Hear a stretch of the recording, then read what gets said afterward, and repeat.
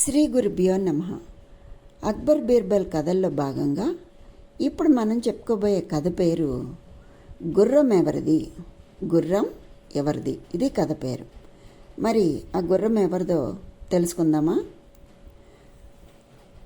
ఒకసారి ఒక సామంతరాజు బీర్బల్ తెలివితేటల గురించి విని ఆయన్ని చూడాలని ఒక రైతు వేషం ధరించి గుర్రం మీద రాజధాని వైపు బయలుదేరాడు. దారిలో ఒక కుంటి వ్యక్తి సహాయం అడుగుతూ కనిపించాడు. సామంతరాజు జాలిపడి పాపం ఆ వ్యక్తికి సహాయం చేయాలి అని నిశ్చయించుకుని ఆగి ఆ కుంటి వ్యక్తిని పలకరించాడు. అతను రాజధాని వెళ్ళాలి అని చెప్పాడు. సామంతరాజు వెంటనే కుంటి వ్యక్తిని గుర్రం ఎక్కించి తాను నడుస్తూ వెళ్తున్నాడు.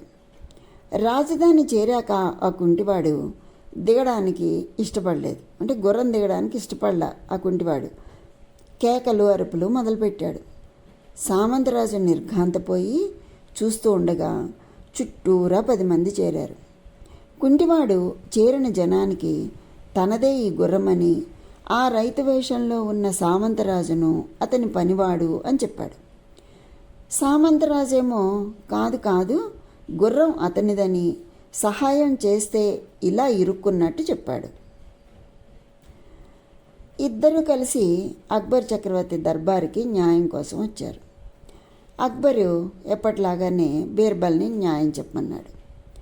బీర్బల్ గుర్రాన్ని గుర్రపుశాలలో కట్టేయమని ఆదేశించి వీళ్ళిద్దరినీ మర్నాడు మళ్ళీ దర్బారుకి రమ్మని చెప్పి వాళ్ళని పంపించేశాడు. తెల్లారిన తర్వాత ఇద్దరూ దర్బార్లో హాజరయ్యారు. ఎవరు? ఆ మారువేషంలో వచ్చినటువంటి ఆ సామంతరాజు సహాయం ఇచ్చినటువంటి కుంటివాడు ఇద్దరు దర్బార్లో హాజరయ్యారు. బీర్బలు ఇద్దరిని గుర్రపుశాలకు తీసుకువెళ్ళి కుంటాడిని, ఇదిగో నీ గుర్రం ఇక్కడుంది, ఈ గుర్రాల్లో నీ గుర్రం ఉంది, నీ గుర్రం నువ్వు తీసుకో అన్నాడు.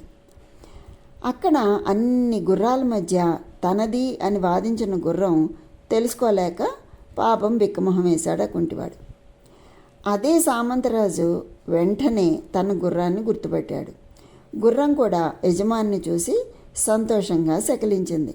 వెంటనే బీర్బలు కుంటాడిని శిక్షించమని, గుర్రానికి అసలు యజమాని సామంతరాజు అని అక్బర్కి నివేదించాడు.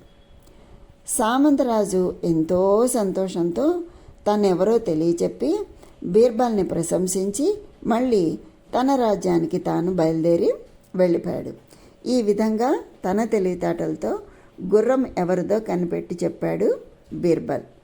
ఇది ప్రతి కథలోనూ ఏ విధంగా తన చాకచక్యాన్ని తెలివితేటల్ని చూపిస్తున్నాడు అనేది మనం తెలుసుకొని ఈ విధంగా ఏదైనా సమస్య వచ్చినప్పుడు ఎలా పరిష్కరించాలి అనే విషయాన్ని మనకి తెలుసుకునే అవకాశాలు ఈ కథల ద్వారా వస్తాయన్నమాట.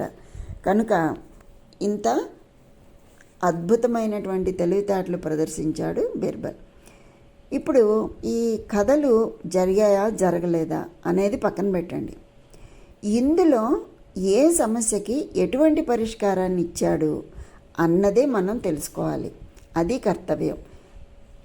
ఆ విధంగా పిల్లలకి మనం తెలియచెప్పాలి. తెలియచెప్తే భావితరానికి ఎంతో ఉపయోగకరంగా ఉంటాయి ఈ కథలు కదండి.